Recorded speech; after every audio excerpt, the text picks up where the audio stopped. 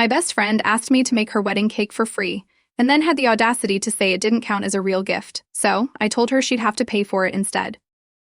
I, 34F, have a friend, who I'll call Mary, 33F, who is getting married in 2 weeks. She and I have been friends for several years, and I was excited when she asked me if I could make her cake. I don't normally do cakes anymore for people outside of family and friends as I'm currently pregnant, have a 1-year-old, and am currently pursuing another master's degree in education administration so I can be a school principal, because teaching is dead end without an admin license, unfortunately. At the time when she asked, I was also teaching full-time and finishing up a different master's program. Anyway, I agreed to make this cake over a year ago. I told Mary when she offered to pay that I would do it for free as my wedding gift to her. I distinctly said wedding gift. She accepted, and we started planning the design. Mary wanted a 4-tier cake with each tier a different flavor: white, chocolate, yellow, lemon, and several sugar flowers and fondant decorations, as well as 3 different flavored buttercreams. It was a lot, but since she is having an August wedding, I had time because school would be out for summer, and I am actually taking a year off since finding out I was pregnant a few months ago. Saturday, I went to Mary's bachelorette party. The party itself was fine. Nothing remarkable happened. I couldn't drink, but everyone had fun. One of Mary's bridesmaids asked what we all were getting her for her wedding. I said I was making the cake for free. The bridesmaid and other girls there said that was a good gift because cake is expensive, and they wished they had gotten one for free. That's it, and I heard nothing else about it until today. Mary texted me and asked why I wasn't getting her a wedding gift. I told her I was, and that it was the cake, and reminded her that the cake was free. She said that wasn't a gift and that it's a favor. I told her it's a gift and that she can't tell me what I can gift her. I then asked why she was mentioning it, and she said the bridesmaid I spoke to Saturday told her that she was so lucky to get a free cake. She agreed, but then was upset when the bridesmaid said that's a good gift. I asked her if her own bridesmaid thinks it's a good gift. What's the problem?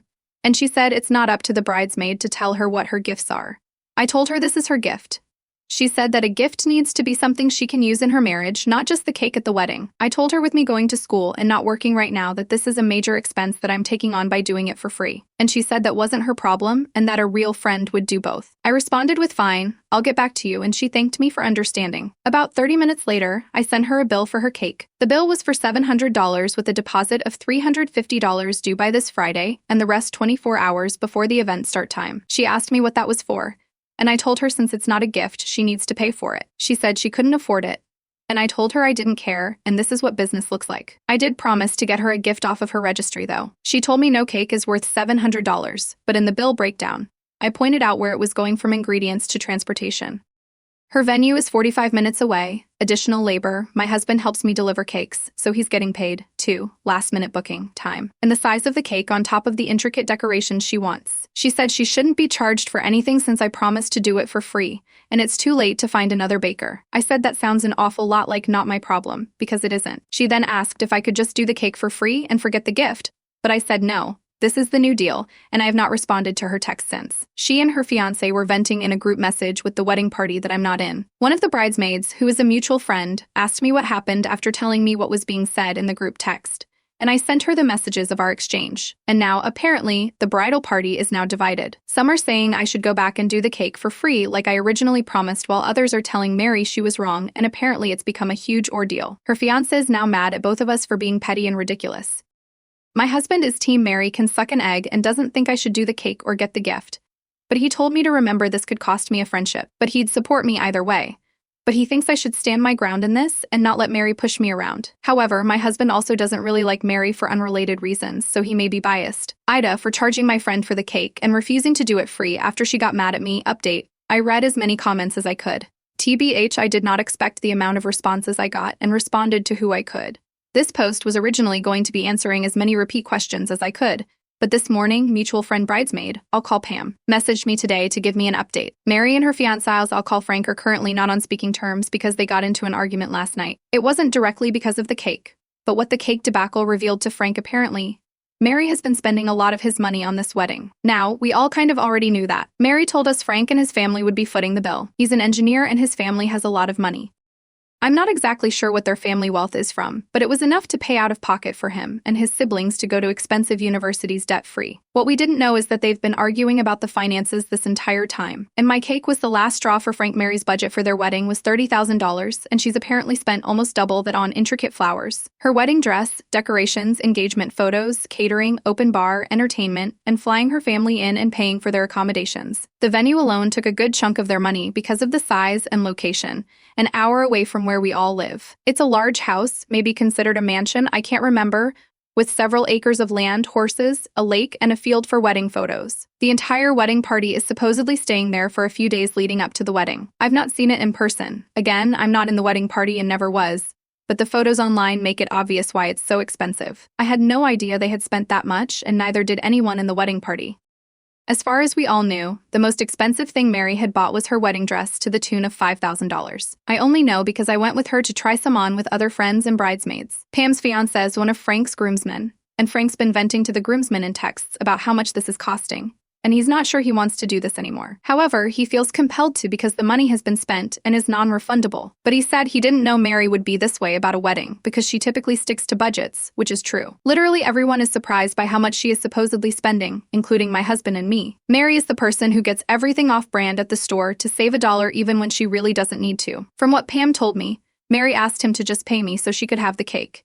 And he said no, not because he couldn't afford it, but because he was tired of spending money on just one day. He told her to figure it out herself, so nobody knows what is going on anymore, or if there will even be a wedding.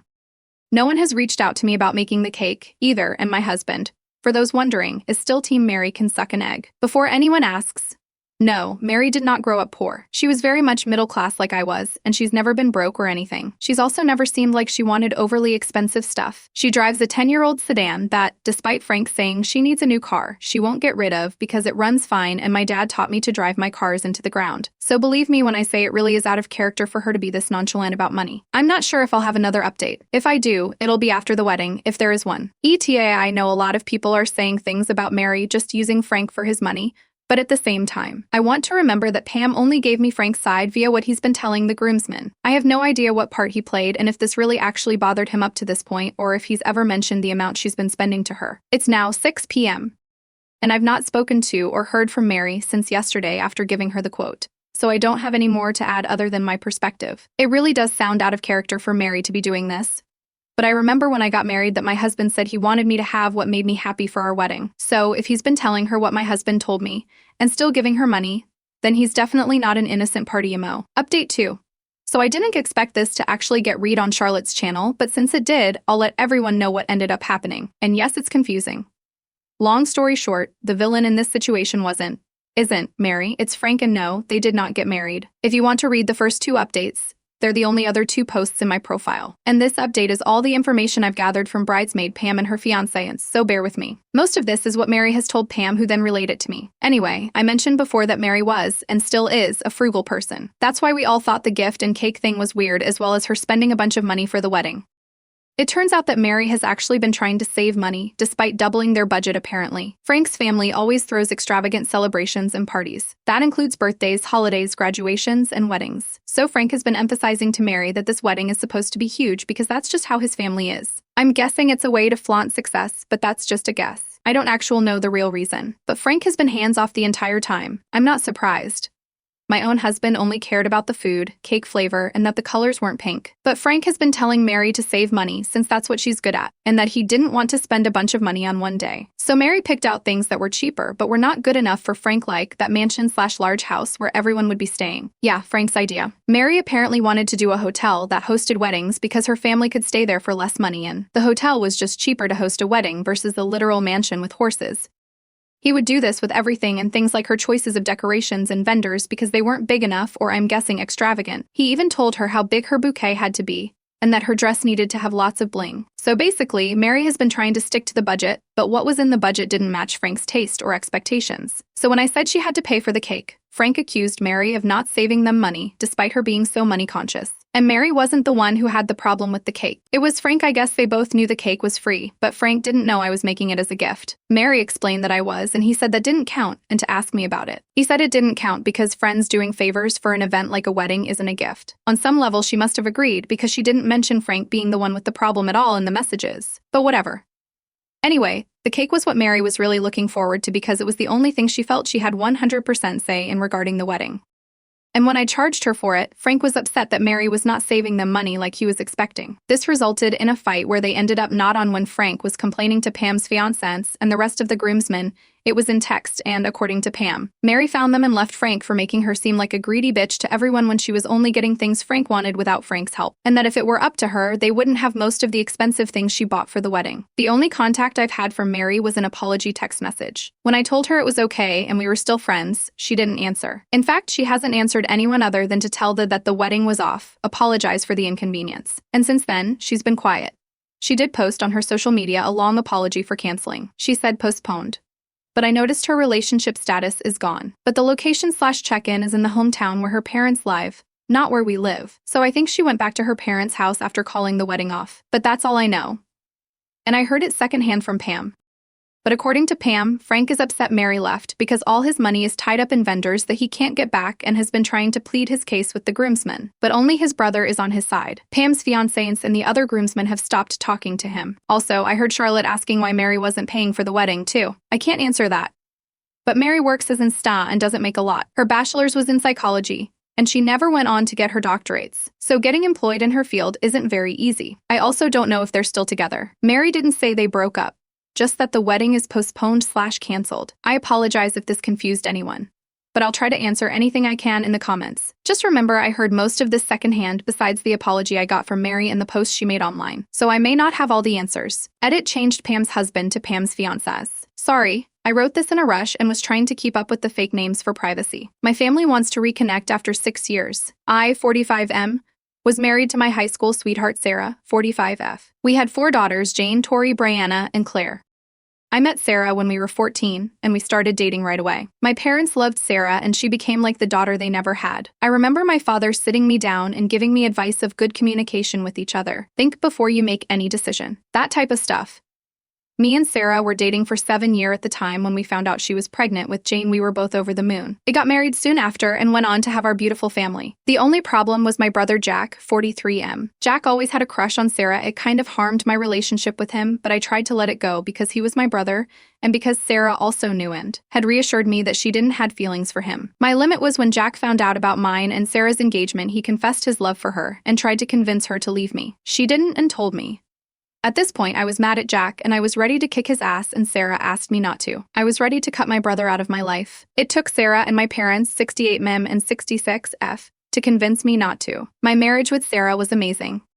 We had, like any other couple, our ups and our downs, but I wouldn't change anything about it. We were a passionate couple who loved each other and their children more than anything. Mine and my brother's relationship improved after the incident, and I truly believed he had gotten over his crush on Sarah. Little did I know that he didn't only still had a crush on Sarah, but also was planning to break us up. One day, more than 6 years ago, I had arrived home after a week away due to job reasons and found my daughters, my wife and my brother in the living room. Sarah and my daughters were crying, and when they saw me, they started to scream at me. Sarah asked, "How could you have done this to me?" When I asked what she meant, she said cheating. I was surprised she accused me of cheating. Never in 25 years we had been together I cheated on her. I asked what made her believe I cheated on her. She showed me some pictures and texts that proved I had cheated on her with a colleague. I asked where she got this proof, and my brother jumped in saying that this coworker, who also was friends with him, had confessed to him and sent him the proof. I started crying and begged Sarah to believe me.